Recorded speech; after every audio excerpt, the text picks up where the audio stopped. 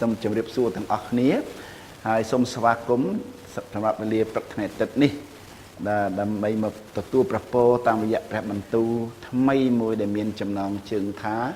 ទទួលព្រះពរតាមព្រះបន្ទូលសន្យាក្នុងអង្គព្រះគ្រីស្ទហើយចំណងជើងអង់គ្លេសថាម៉េច fellow partakers of the promise in Christ Jesus អ្នកណាដែលព្រះសន្យាគឺសាសអ៊ីស្រាអែលអ្នកណាទៀតដែលព្រះសន្យាគឺយើងដែលជឿដល់ព្រះគ្រីស្ទចឹងប្រពន្ធនេះបានរួមជាមួយអ៊ីស្រាអែលបានរួមជាមួយលោកអាប់រ៉ាហាំកលឹះអាប់រ៉ាហាំប៉ុន្តែកុំភ្លេចថាអាប់រ៉ាហាំមានប្រពន្ធពីរមួយគឺសារ៉ាមួយគឺហាកាតោះតែយើងនៅជាប់ជាមួយសារ៉ាទៅបានប្រពន្ធបើយើងនៅជាប់មួយហាកាអត់បានទេណាចឹងសេចក្តីផ្ដើមតាមពិតមេរៀននេះជាមេរៀនធំមួយដែលពាក់ព័ន្ធនឹងគម្រោងការអាត់កំបាំង3យ៉ាងរបស់ព្រះគ្រីស្ទប៉ុន្តែថ្ងៃអាទិត្យនេះយើងលើកយកតែគម្រោងការមួយមកការរៀនជាមួយគ្នាមកពិភាក្សាជាមួយគ្នាសូមឲ្យព្រះវិញ្ញាណបំភ្លឺយើងឲ្យស្គាល់គម្រោងការហ្នឹងហើយអាត់កំបាំងហ្នឹងគឺមានបញ្ជាក់នៅក្នុងអេពីសូតចំពោះ3ពីខ3ដល់ខ7ព្រះអង្គបានបង្ហាញគម្រោងការដ៏លាក់កំបាំងឲ្យខ្ញុំស្គាល់ដោយខ្ញុំទើបនឹងសរសេរយ៉ាងខ្លីខាងលើស្រាប់ក្នុងចំណោមសាវកទាំងអស់ហ្នឹងព្រះគ្រីស្ទបានបើកសម្ដែងឲ្យលោកពូលស្គាល់អាត់កំបាំងស្គាល់គម្រោងការនឹងលឹះអ្នកណាទាំងអស់បាទហើយខ4ពេលបងប្អូនអានសេចក្តីនេះបងប្អូនមុខជាដឹងថាខ្ញុំបានយល់ច្បាស់អំពីគម្រោងការលាក់កំបាំងរបស់ព្រះគ្រីស្ទចឹងថ្ងៃនេះពេលដែលយើងស្ដាប់ព្រះបន្ទូលស្ដីអំពីទទួលព្រះពរតាមព្រះបន្ទូលសន្យារួមមួយព្រះគ្រីស្ទហ្នឹងយើងនឹងយល់យើងនឹងដឹងច្បាស់ថាវ៉ាវពលយល់គម្រោងការកំបាំងរបស់ព្រះគ្រីស្ទលើសសាវកណាទាំងអស់ខ5នៅចំនួនដើមមនុស្សម្នាពុំបានយល់គម្រោងការនេះដោយព្រះអង្គម្ចាស់បានបង្ហាញឲ្យក្រុមសាវកនិងព្យាការីដ៏សិទ្ធិរបស់ព្រះអង្គនាបច្ចុប្បន្នកាលស្គាល់តាមរយៈព្រះវិញ្ញាណនោះឡើយអញ្ចឹងសម័យតាំងពី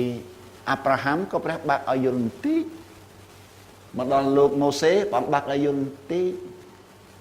ព្យាការីដទៃទៀតយើងនេះតាំងពីយេរេមៀតាំងពីអេសាយតាំងពីសាការីម៉ាឡាគីហើយជាពិសេសដានីយ៉ែលសូមយល់ច្រើនលើនឹងព្រះឲ្យទេវតាប្រាប់ដានីយ៉ែលថាអត់ទេបិទតែប៉ុណ្្នឹងអាចកំបាំងទុកបើកសម្ដែងសម្រាប់អ្នកចំនួនក្រោយគឺអ្នកណាព្រះអង្គនឹងបានស្ដែងដល់កូនកំមុំរបស់ព្រះគ្រីស្ទគឺកូនកំឡោះនឹងបង្ហាញអាចកំបាំងដល់កូនកំមុំកាលណារៀបការមួយកូនកំមុំអាចកំបាំងប្រមាណដែលកូនកន្លោះមានពាក់ព័ន្ធនឹងអនាគតហ្នឹងពាក់ព័ន្ធនឹងទ្រព្យសម្បត្តិដែលកូនកន្លោះមានអ្វីៗដែលកូនកន្លោះមានហ្នឹងនឹងបើកឲ្យតែកូនកំមុំយល់ហើយអ្នកមុនជាព្យាការីដែលអត់មានឋានៈជាកូនកំមុំមិនអាចយល់បានទេឬក៏និយាយមកទៀតថាព្រះគ្រីស្ទទុកបើកសម្ដែងដល់រូបកាយរបស់ព្រះអង្គព្រះអង្គជាសេរសាទេនៅចំនួនដើមមនុស្សម្នាពុំបានយល់ស្គាល់គម្រោងការនេះដោយព្រះជាម្ចាស់បានបង្ហាញឲ្យក្រុមសាវកនិងព្យាការីដ៏សិទ្ធិរបស់ព្រះអង្គនាបច្ចុប្បន្នកាលស្គាល់តាមរយៈអីព្រះវិញ្ញាណបាទព្រះវិញ្ញាណសម្ព័ន្ធមេត្រីចាស់សម្ព័ន្ធមេត្រីថ្មីព្រះវិញ្ញាណនៃសម្ព័ន្ធមេត្រីថ្មីគឺថាដោយសារអីដំណឹងល្អអញ្ចឹងកលឹះគឺអីកូនសោគឺអីដំណឹងល្អដំណឹងល្អពាក់ព័ន្ធនឹងអីព្រះគ្រីស្ទអីសុគតព្រះសពរបស់ព្រះគ្រីស្ទត្រូវគេអីបញ្ចុះក្នុងភ្នោហើយ3ថ្ងៃក្រោយមកព្រះបានព្រះជាម្ចាស់បានប្រោះព្រះគ្រីស្ទដោយសារធិនៃព្រះអង្គឲ្យមានប្រជញ្ញរស់ឡើងវិញនេះដែលជាកូនសោណា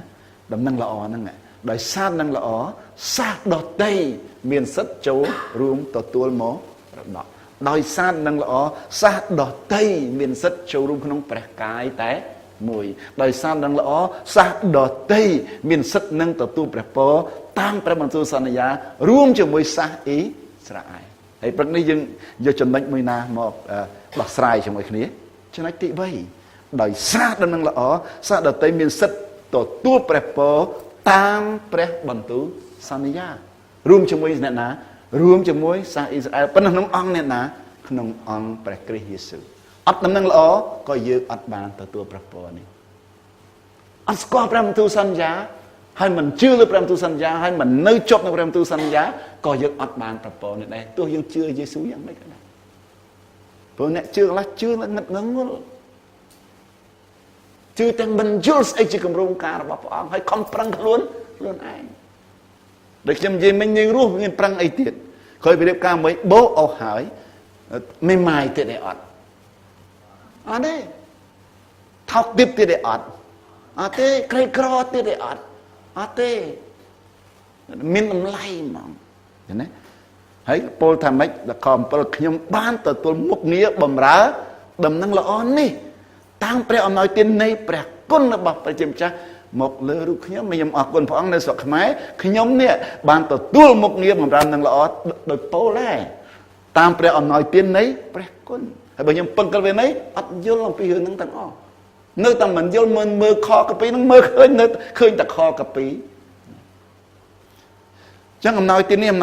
អីព្រះគុណពួកឯសាវកមុនពោលមានសាវកប្រមាណអ្នក12នាក់ហើយពោលព្រះហៅក្រោយគេតាមផ្លូវទៅក្រុងដាម៉ាស់ប៉ុន្តែបងបើសម្ដែងដល់ពោលលឺនរណាទាំងអស់ហ្នឹងហើយអំណោយទាននៃព្រះគុណគឺឲ្យអ្នកដែលមិនស័ក្តិសមហ្នឹងទៅជាស័ក្តិសមអ្នកដែលក្រោយទៅជាក្រន់បើទៅវិញបាទបញ្ជាក់យ៉ាងម៉េចទៀតពោលសេថាគឺជាព្រះអំណោយទានដែលព្រះអង្គប្រោសប្រទានមកខ្ញុំ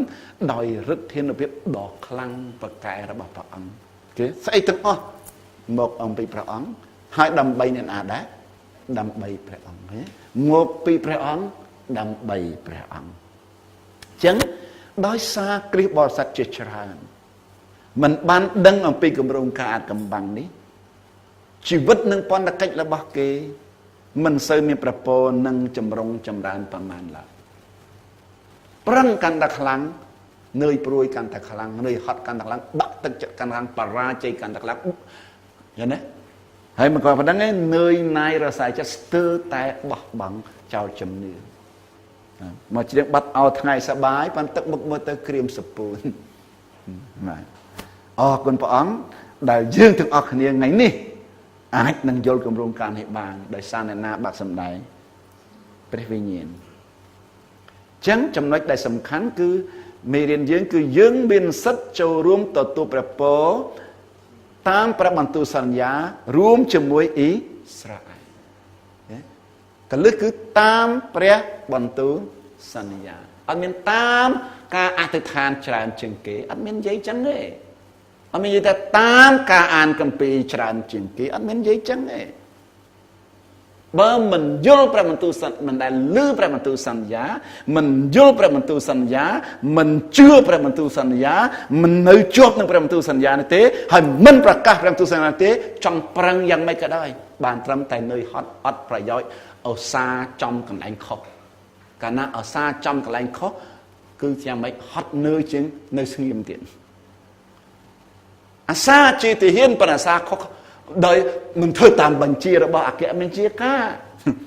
អាសាក្នុងនាមជាកីឡាករប៉ុន្តែរត់ខុសក្បួនប្រកួតខុសក្បួនអាសាក្នុងនាមជាកសិករប៉ុន្តែភ្លេចគិតថាតាមម្ចាស់ចំការហើយយើងមកព្រោះពូជរបៀបណាកសិករទៅព្រោះពូជអីអាសាក្នុងនាមជាកម្មករប៉ុន្តែកម្មករទៅប្រកាសធ្វើកិច្ចការអីអញ្ចឹងអាសាខុសរឿងយ៉ាប់ជាងខ្ជិលទៅទៀត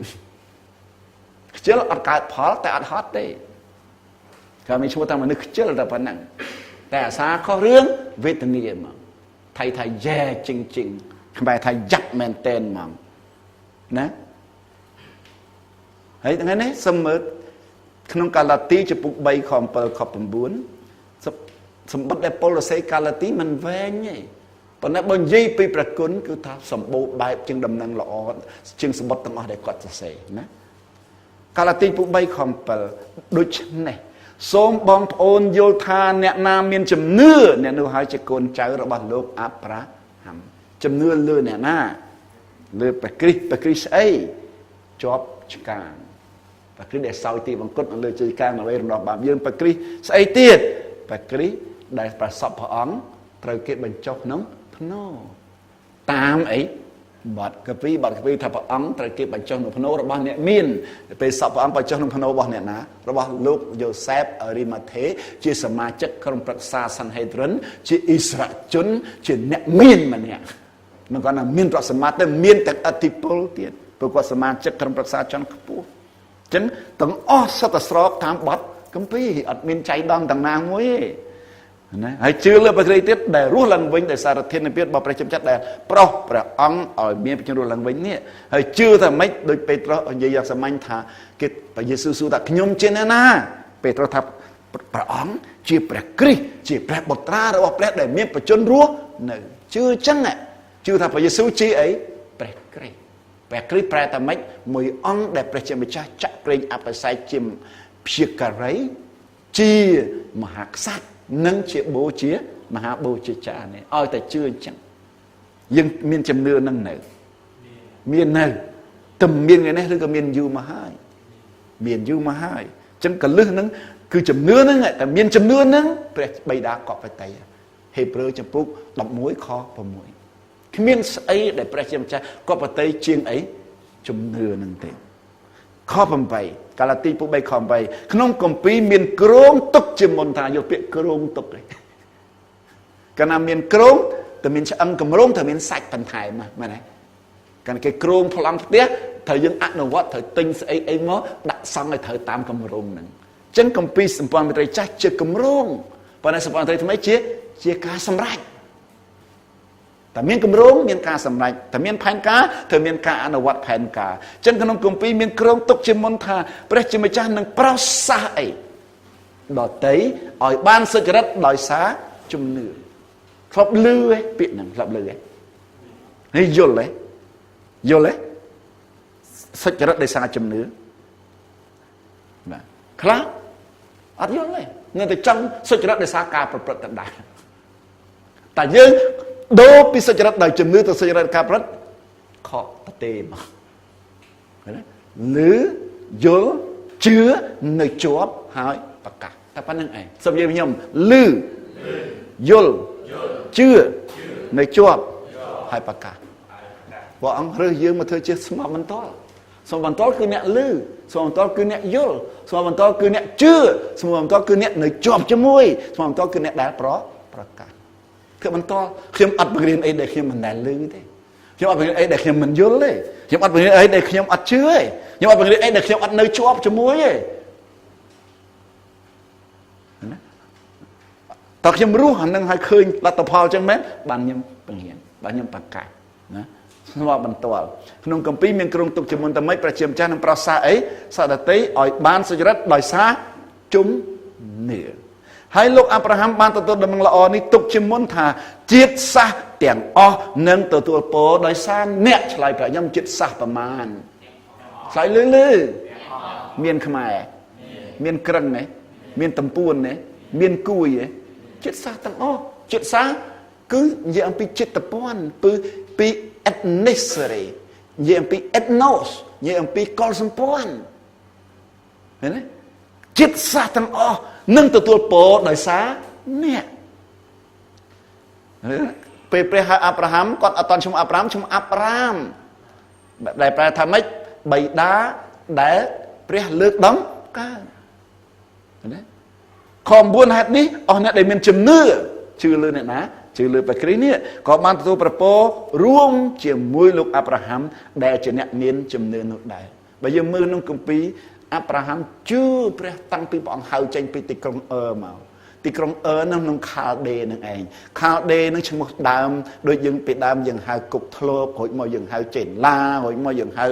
ឡូវទៅជាកម្ពុជាយ៉ាងហ្នឹងណាហើយដូច្នេះខាល់ដេនឹងពីដើមគេហៅមេសូប៉ូតាមីហើយឥឡូវវាទៅជាអ៊ីរ៉ាក់និងអ៊ីរ៉ង់ហ្នឹងណាចំកណ្ដាលផែនដីហ្នឹងឯងតាំងពីខាល់ដេតាំងពីមេសូប៉ូតាមីតាំងទៅជាបាប៊ីឡនហ្នឹងណាហេតុនេះអ្នកដែលមានជំនឿក៏បានទៅប្រពររួមជាមួយលោកអាប់រ៉ាហាំដែលជាអ្នកមានជំនឿហើយពេលព្រះហៅអាប់រ៉ាហាំមកហ្នឹងគាត់ចាស់ណាស់ទៅហើយគាត់75ឆ្នាំទៅហើយប្រពន្ធគាត់ប្អូនគាត់10ឆ្នាំ65ណាប្តី75ប្រពន្ធ65ខុសគ្នា10ឆ្នាំហើយព្រះអង្គសន្យានឹងឲ្យពោថ្ងៃនេះយើងនិយាយពីពោហ្នឹងណាហើយពោច្រើនណាស់តែខ្ញុំអត់អាចនិយាយទាំងអស់ខ្ញុំយកតែ7ប្រការទេមកនិយាយមកព្រឹកនេះយើងនិយាយតែ7ប្រការបានហើយបើបានប្រពោតា7ហ្នឹងយើងទៅជាអ្នកដែលពិសេសបំផុតនៅលើផែនដី cònសំខាន់យល់មិនយល់ជឿមិនជឿហើយព្រមរស់ជាមួយពពកហ្នឹងឯអត់តែប៉ុណ្្នឹងឯងណាហើយពេលហ្នឹងព្រះធ្វើការអស្ចារ្យឲ្យអាប់រ៉ាហាំច្រើនណាស់តែបទគម្ពីរដំបូងដែលនិយាយថាព្រះរាប់អាប់រ៉ាហាំថាសុចរិតដោយសារជំនឿគឺនៅពេលដែលព្រះអង្គនាំគាត់ចេញទៅក្រៅត្រសាហើយឲ្យគាត់ងើយទៅមើលមេឃហើយយប់ហ្នឹងមេឃស្រឡះហើយកុំភ្លេចក៏អត់តន់មានអីណាកែវយិតកែវយោងឯណាដូចយើងទេភ្នែកទៅទេហ្មងហើយឲ្យគាត់មើលផ្កាយហើយឲ្យរាប់ផ្កាយណានឹងលោកកបាត់ចំពុក15ណាហើយគាត់ក៏រាប់ផ្កាយដោយជំនឿហើយបើកវីថាព្រះក៏រាប់ថាអាប់រ៉ារ៉ាមសុចរិតដោយសារជំនឿដោយសារគាត់ព្រមរាប់ផ្កាយហ្នឹងហើយតាំងពីហ្នឹងមកអាប់រ៉ាមមានឈ្មោះថាសុចរិតដោយជំនឿសុចរិតដោយជំនឿហើយមានដំណាក់កាលមួយទៀតដែលព្រះចុះកិច្ចសន្យាចុះកិច្ចព្រមព្រៀងជាមួយហើយបានកាត់ឈ្មោះអាប់រ៉ាមជាមួយនឹងឈ្មោះព្រះអង្គយកយេហូវ៉ាយូហូវ៉នយកហោទៅដាក់ឲ្យគាត់អាប់រ៉ាមទៅជាអាប់រ៉ាហាំហើយនៃដូរពីឪពុកដែលព្រះលើកដំកើងឪពុកដែលមានដែលមានកេរ្តិ៍ឈ្មោះ3ល្បាញហ្នឹងទៅជាបិតានៃប្រជាជាតិដ៏ច្រើនណាដូរពីអាប់រ៉ាមទៅជាអាប់រ៉ាហាំពុកបានព្យញ្ជនៈមួយហោមួយពីពនាមរបស់ព្រះមកដាក់បញ្ចូលទៅជាអាប់រ៉ាហាំណាហើយព្រះយេស៊ូវធ្វើដូចព្រះបិតាអញ្ចឹងព្រះអង្គហៅសិស្សមកព្រះអង្គបដូរឈ្មោះគឺដូរអីគឺដូរវាសនាមិនគាត់ថាដូរឈ្មោះដូរវាសនាមកដូរគោលជំហរមកអ្នកណាធ្លាប់ជ្រាយគាត់ព្រះអង្គដូរដូចពេត្រុសអញ្ចឹងព្រះអង្គដូរថា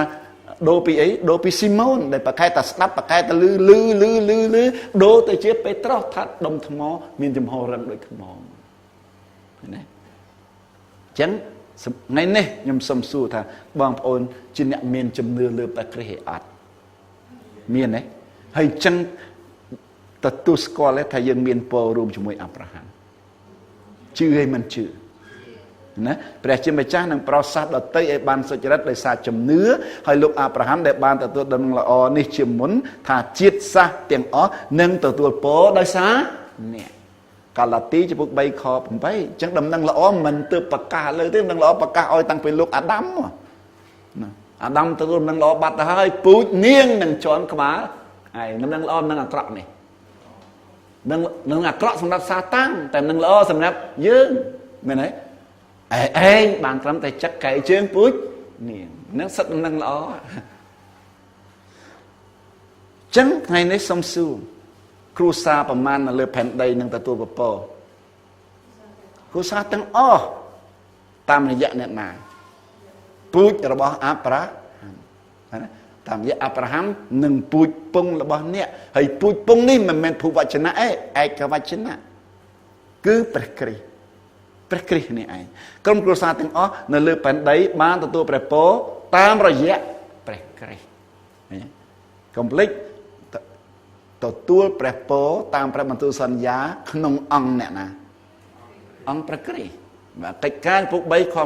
25បងប្អូននឹងហើយជាកូនចៅរបស់ព្យាការីបងប្អូនហ្នឹង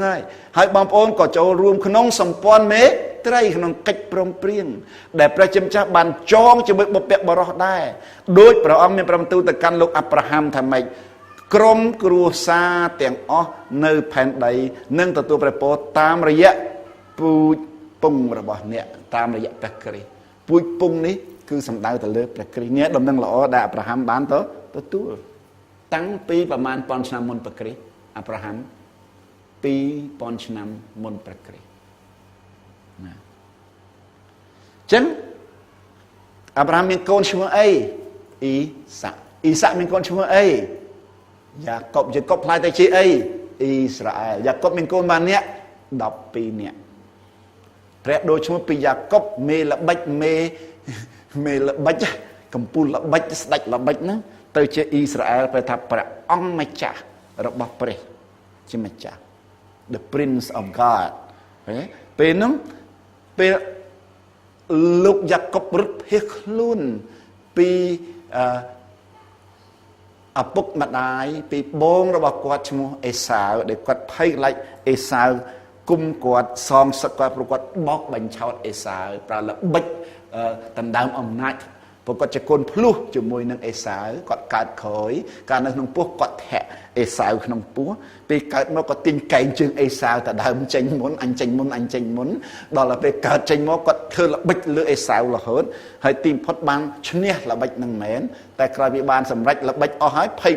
ភ័យខ្លួនរត់ភៀសខ្លួនទៅខាងស្រុកខាងម្ដាយទៅខាងស្រុករេបេកាណាហើយទៅជួបឡាបាន់ដែលជាឪពុកធំហើយក៏រៀបការមួយចដូនមួយឈ្មោះលេអាហើយនឹងរ៉ាជែលតាមពិតគាត់ឡាញ់រ៉ាជែលមុនអាពេលតាំងផ្លូវភៀសខ្លួនទៅនឹងគាត់ត្មងត្មោចហ្មងណា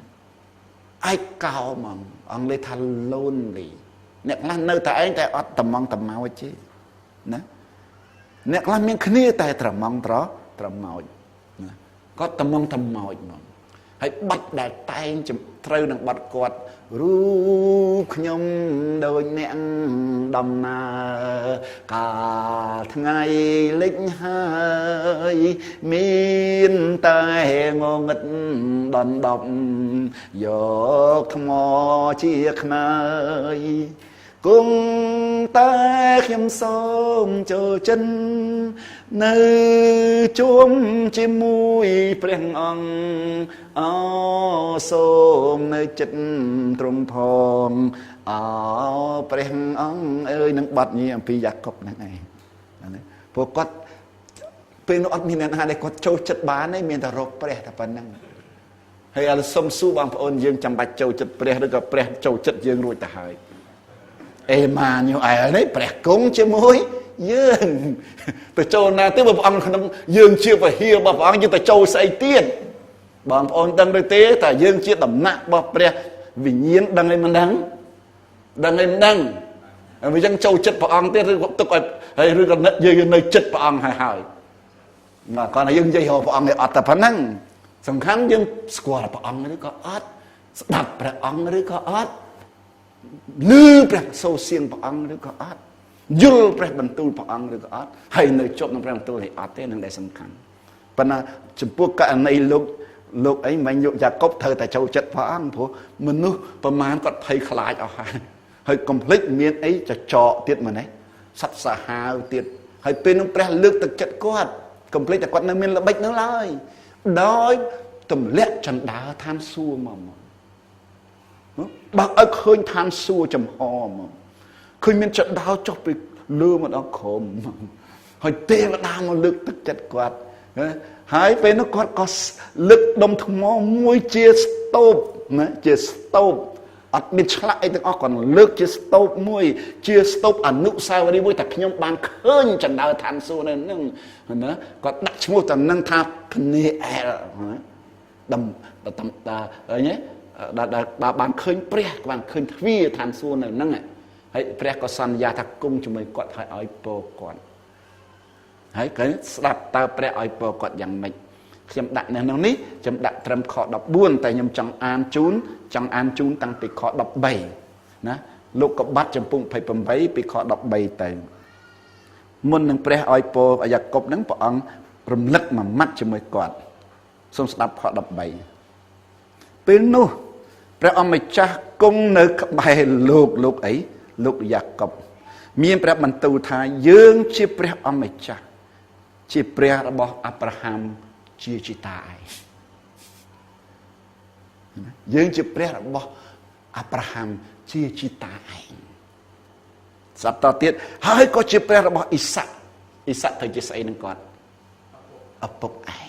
ណាយើងជាព្រះរបស់អាប់រ៉ាហាំជាជីតាឯងហើយយើងជាព្រះរបស់អ៊ីសាក់ឪពុកឯងស្ដាប់តទៅទៀតណាយើងនឹងប្រគល់ទឹកដីដែលអ្នកដេកលើនេះដល់អ្នកភៀសខ្លួនអត់មានប្រាថ្នាអីទាំងអស់តែសុំឲ្យរួចតែពីកុំឲ្យបងប្រុសសម្លាប់ស្រាប់តែព្រះឲ្យពរយើងឲ្យដីដែលឯងដេកលើណាដល់ឯងមើលអាប់រ៉ាំថាភ្នែកឯងមើលដល់ណាយើងឲ្យដីនឹងជើងឯងចង់ដល់ណាយើងឲ្យដីនឹងគឺសុំមកដល់យ៉ាកុបនេះដេកសម្រាកសោះបានដែរនេះណាមើលមាននិមិត្តអីអត់មើលឃើញអីអត់ដើរមានសកម្មភាពអីអត់អាដេកនេះបានដែរនេះព្រះធនណានេះ ព្រះអង្គគាត់ល្អឬព្រះអង្គសប្បុរសខ្លាំងមើលព្រះអង្គអត់ឃើញចឹងទេ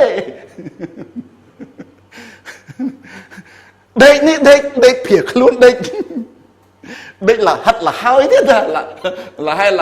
មិនលហែលហើយទេអីលហិតលហើយមិនដេកទាំងលហែលហើយដេកទាំងលហិតលហើយទៀតនេះឯងកោតមកសួរបងថាយើងនឹងឲ្យដេកតែឯងដេកលើនេះឯងសម្រាកទុកឲ្យព្រះអ្នកធ្វើអាមែនទេតែដេកអីដេកសម្រាកដេកលក់ដេកឲ្យសុខដេកឲ្យស្រួលហើយព្រះចុះកិច្ចសន្យាមួយអាប់រ៉ាហាំដេកលក់បានព្រះអង្គធ្វើចុះកិច្ចសន្យា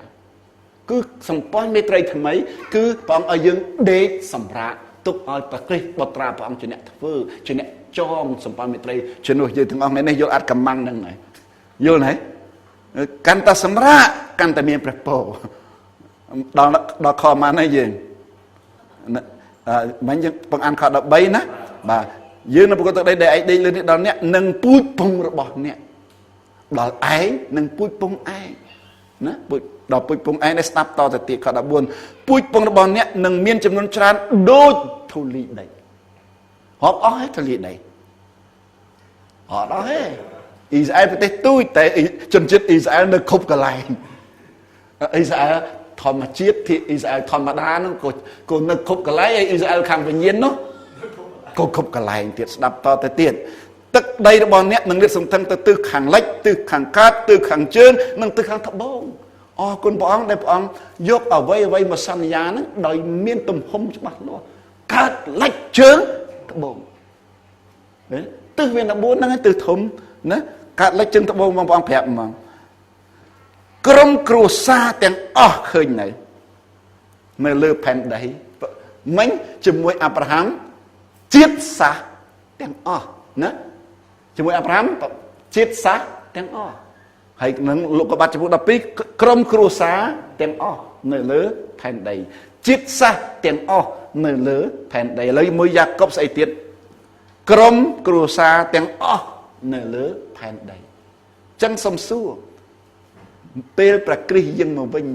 មនុស្សដែលបាននៅជាមួយព្រះគ្រីស្ទនិងមនុស្សដែលបាននៅមួយអរិយទៅនៅជាមួយអរិយខាងណាច្រើនជាងបាទនៅមួយព្រះគ្រីស្ទច្រើនជាងគាត់ថាផ្លូវព្រះគ្រីស្ទផ្លូវតូចទៅចង្អៀតតែប៉ុណ្្នឹងមិនមែនថាបានសង្គ្រោះតិចទេហេតុដូចចង្អៀតព្រោះយើងអត់ថែមក្រឹតវិន័យទៅលើនឹងថែមទៀតបានទេអត់ថែមគោលការណ៍របស់មនុស្សដែលមនុស្សបង្កើតទៅលើអ្វីដែលព្រះគ្រីស្ទធ្វើឲ្យបានទេចង្អៀតមានន័យថាចប់ស្រេចបាច់ហើយកុំបន្ថែមទៀតនេះអាចកំបាំងតូចហើយចង្អៀតនេះយល់ទេកុំថែមលើសអ្វីដែលព្រះគ្រីស្ទសម្រេចអស់ហើយព្រះអង្គមុនសគត់ព្រះអង្គបានស្រែកថាម៉េចខ្ញុំបានសម្រេចសពគ្រប់អស់ហើយក្រុមគ្រួសារទាំងអស់នៅលើផែនដីនឹងបានទទួលពរដោយសារអ្នកនិងពូជពងរបស់អ្នកណាពូជពងនឹងព្រះគ្រីស្ទគឺក្នុងកាពីប្រើពាក្យឯកវចនៈ your seed your offspring បាទអរគុណព្រះអង្គលោកកបាត់ចំពុក23ខ14ចឹងថ្ងៃនេះយើងដឹងច្បាស់ថាយើងទាំងអស់គ្នាក៏ចូលរួមក្នុងសម្ព័ន្ធមេត្រីដែលព្រះជាម្ចាស់បានចងជាមួយបុព្វបុរសអ៊ីស្រាអែលដោយប្រមានបន្ទូលទៅកាន់លោកអាប់រ៉ាហាំថាម៉េចក្រុមគ្រួសារប្រមាណទាំងអស់នៅលើអីជាតិក្រោយបងនិយាយថាអីឥឡូវនេះពេលដែលយើងរស់នៅលើផែនដីនេះកាលណានិយាយពីរាជធម្មរមសុខរាជធម្មរមសុខមិនមែនអាស្រ័យលើការស៊ីផាក់គឺអាស្រ័យលើសេចក្តីសុចរិតសុខសាន្តអំណរមកព្រះគឺរាជនៃឋានរមសុខមិននៅក្នុងដួងចិត្តយើងពេលដែលយើងរស់នៅលើផែនដីចូលក្នុងរាជព្រះអង្គរាជដែលព្រះអង្គតាំងនៅលើផែនដីប៉ុន្តែតាំងក្នុងដួងចិត្តអ្នកដែលជឿព្រះអង្គអាមែនទេអត់មានចាំស្លាប់ទៅឋានសួគ៌បានមានរាជហ្នឹងទេច្បាស់ហ្នឹងឯនេះច្បាស់នៅយល់ហើយមិនយល់តបងលឺហើយមិនលឺយល់ហើយមិនយល់ជឿហើយមិនជឿព្រមរស់ជាប់ជាមួយនឹងព្រះបន្ទូលសន្យាហ្នឹងឯអត់ព្រះបន្ទូលសន្យាថាម៉េចក្រុមគ្រួសារទាំងអស់នៅលើផែនដីនឹងទទួលពរតាមរយៈពូជពងរបស់អ្នកនេះឲ្យព្រះបន្ទូលសន្យាអញ្ចឹងចំណុចមួយទៀតគឺព្រះពររបស់លោកអាប់រ៉ាហាំបានហូរមកដល់យើងតាមរយៈអ្នកណាព្រះគ្រីស្ទកាឡាទីពុក3ខ13ខ14សូមស្ដាប់ដោយព្រះគ្រីស្ទបានទទួលបណ្ដាសាសម្រាប់អ្នកណាសម្រាប់យើងទ្រង់លួសយើង ឲ្យរួចផុតពីបណ្ដាសាដែលមកពីក្រិតវិនៃសំណួរយើងរួចពីបណ្ដាសាដោយសារយើងរាប់បណ្ដាសាដូនតាយើងហើយយើងសារភាពឬរួចពីបណ្ដាសាដោយសារព្រះគ្រីស្ទលុះយើងឲ្យរួចពីបណ្ដាសាគ្រីស្ទបរិស័ទឡើងនៅខំមើលដូនតាយើងគាត់ជឿលើអីគាត់កាន់សាសនាអីគាត់ថ្វាយគុំព្រះអីគាត់ឲ្យអស់ហើយនាំហៀលន់ទូចំនួនដូនតា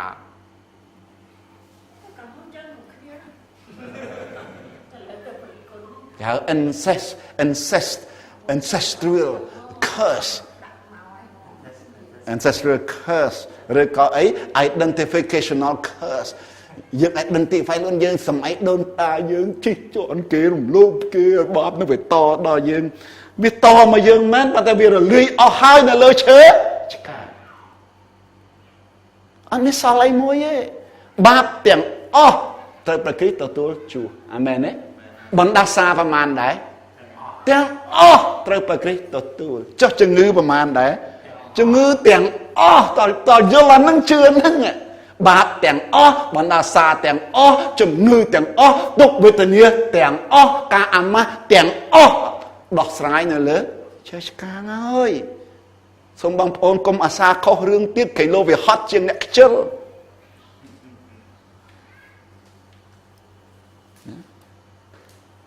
ចាំព្រះបន្ទូលព្រះអង្គថាឲ្យអ្នកនឿយព្រួយហ្នឹងមករកព្រះអង្គដើម្បីអីសម្រាប់ឃើញទេយ៉ាកុបដេកសោះនេះព្រះអង្គឲ្យពោនេះទៅទៀតដោយព្រះគ្រីស្ទបានទទួលបណ្ដាសាសម្រាប់យើងទ្រង់លួសយើងឲ្យរួចផុតពីបណ្ដាសាដែលមកពីក្រឹតវិន័យបិទមានចែងទុកមកថាអ្នកណាដែលត្រូវគេព្យួរជាប់នឹងឈើអីឈើឆ្កាងហ្នឹងអ្នកណាដែលជាប់ឆ្កាងនៅលើឈើឆ្កាងព្រះគ្រីស្ទអ្នកនោះត្រូវបណ្ដាសាហើយអញ្ចឹងអ្នកណាត្រូវបណ្ដាសាជួសយើងហើយព្រះគ្រីស្ទហេតុការណ៍ទាំងនេះក៏14កើតមានដូច្នេះព្រះតម្រូវឲ្យព្រះគ្រីស្ទទទួលបណ្ដាសាដូច្នេះដើម្បីឲ្យប្រពរដែលលោកអាប់រ៉ាហាំទទួលបានហូរទៅដល់សាសដល់តីតាមរយៈព្រះគ្រីស្ទយេស៊ូវដែរសំខាន់ឮហើយមិនឮទេច្បាស់ទេយល់ហើយមិនយល់ជឿហើយមិនជឿតែឮយល់ជឿជប់នៅជាប់នឹងព្រះបន្ទូលសន្យានេះអត់រស់តាមនឹងឯអត់តែរស់តាមនឹងហើយចាំទទួលការអស្ចារ្យហើយពពកមកពីលើចុះក្រោមមិនមកពីក្រោមទៅលើទេប៉ុន្តែមកតាមរយៈអីដំណឹងល្អនេះដំណឹងល្អរបស់អ្នកណារបស់ព្រះគ្រីស្ទចឹងបើខ្ញុំបដូរផ្ដាច់តាមមកទៅណាដែរប្រកាសដំណឹងល្អបាទហើយឲ្យយើងទទួលព្រះវិញ្ញាណមានព្រះវិញ្ញាណនៅហើយបើមានព្រះវិញ្ញាណហើយចុះពពកអាប់រ៉ាហាំមានដែរអត់ព្រោះកាក់ហ្នឹងមកមួយនេះវាមាន2ជ្រុងកាក់មានប៉ុន្មានជ្រុងកាក់មាន2មកជ្រុងគឺអីបានទទួលពពកអាប់រ៉ាហាំចាំមកជ្រុងទៀតបានទទួលព្រះវិញ្ញាណយកតែព្រះវិញ្ញាណយកពពកអាប់រ៉ាហាំនេះយកទាំងពីរចេះយកកាក់មកចាហៀងយ៉ាងម៉េចតែព្រះអង្គឲ្យកាក់មកហើយឲ្យទាំងពីរជ្រុងហើយអញ្ចឹងជ្រុងនេះមានអីខ្លះមិញទទួលព្រះវិញ្ញាណនិងទទួលព្រះពររួមជាមួយអាប់រ៉ាហាំមុនទទួលព្រះពរតែដឹងថាបណ្ដាសាយើងអ្នកណាទទួលអស់ហើយទទួលអស់ហើយឲ្យជឿលើហ្នឹងនៅជាប់នឹងព្រះបន្ទូលសន្យាហ្នឹងហើយឃើញទូព្រះវិញ្ញាណដែលព្រះជាម្ចាស់បានសន្យាប្រទានមកដោយយើងមានជំនឿអញ្ចឹងយើងបានព្រះវិញ្ញាណដោយសារអីជំនឿបានប្រពោរួមមួយអាប់រ៉ាហាំដោយសារអីដែរជំនឿអត់ពាក់ព័ន្ធលើការប្រព្រឹត្តទេឈប់អធិដ្ឋានចេះឈប់មិនស្រឡាញ់ប្តីមិននិយាយប្តីយ៉ាងម៉េចណាស្រឡាញ់ប្តីមិននិយាយប្តីយ៉ាងម៉េចស្រឡាញ់ឪពុកអត់និយាយឪពុកយ៉ាងម៉េចកាលណាយើងឈប់អធិដ្ឋានថាយើងឈប់ពីគ្រោះបញ្ហាជាមួយព្រះអង្គមិនថាយើងចេះដោះស្រាយខ្លួនឯងអស់ហើយហើយដល់ខ្ញុំថាតាមព្រោះខ្ញុំនៅតែពឹងផ្អែកលើព្រះអង្គខ្ញុំនៅតែនឹករលឹកព្រះអង្គអាថានខ្ញុំមកខ្ញុំនឹករលឹកព្រះអង្គខ្ញុំអាថាមកខ្ញុំពឹងផ្អែកលើព្រះអង្គមកខ្ញុំសូមឲ្យព្រះអង្គជួយដោះស្រាយដែលដំណោះស្រាយមកពីព្រះអង្គល្អជាងដំណោះស្រាយរបស់ខ្ញុំផ្ទាល់ខ្លួនអាមែនទេមិនអាមែនខ្ញុំអាថានដើម្បីអញ្ចឹងមិនអាថានដើម្បីឲ្យព្រះអង្គស្រឡាញ់ខ្ញុំលើសអ្នកដទៃឲ្យព្រះអង្គឲ្យពរខ្ញុំច្រើនជាងគេនោះទេអញ្ចឹងនៅលើឈើឆ្កាងព្រះគ្រីស្ទបានយកបណ្ដាសារបស់យើងទៅផ្ទុកលើអីលើអង្គទ្រង់ហើយ ពេលបណ្ដោះសារទាំងអស់ផ្ទុកលើព្រះអង្គមេឃទៅជាពណ៌អីមេឃស្រឡះហើយមេឃខ្មៅមេឃខ្មៅមិនគ្រាន់តែខ្មៅទេខ្មៅងមេឃខ្មៅងងិនពពកបានចិត្តណាពពកបានចិត្តតាំងពីថ្ងៃត្រង់តាំងពីថ្ងៃត្រង់ម៉ោង12ទៅម៉ោង3រសៀលធម្មតាតម៉ោង5ល្ងាច6ល្ងាចទៅថ្ងៃលិចពេលនោះតាំងពីម៉ោង12ងងឹតសូនសំចឹងដោយព្រះគុណព្រះអង្គបានបង្ហូរពពករបស់លោកអាប់រ៉ាហាំមកលើយើងតាំងពី2000ឆ្នាំមុននៅលើឈើឆ្កាងលឺនៅថ្ងៃនេះយល់នៅជឿឲ្យអត់ព្រមរស់ជាមួយព្រះបន្ទូលសន្យានេះអត់នៅជាប់ជាមួយអត់ណាអញ្ចឹងចាំទៅមើលការអស្ចារ្យចាំទៅមើលការអស្ចារ្យទៅព្រះពលលោកអាប់រ៉ាហាំអ្នកជឿព្រះគ្រីស្ទខ្ញុំអត់និយាយថាអ្នកជឿក្រុមជំនុំរបស់ព្រះគ្រីស្ទក្រុមជំនុំសម្ព័ន្ធមេត្រីថ្មីនឹងទទួលពពករួមមួយអាប់រ៉ាហាំដូចតទៅឲ្យតែក្រុមជំនុំណាដែលពឹងលើសម្ព័ន្ធមេត្រីថ្មីដែលនៅជាប់មួយសម្ព័ន្ធមេត្រីថ្មីនឹងបានពពករួមជាមួយអាប់រ៉ា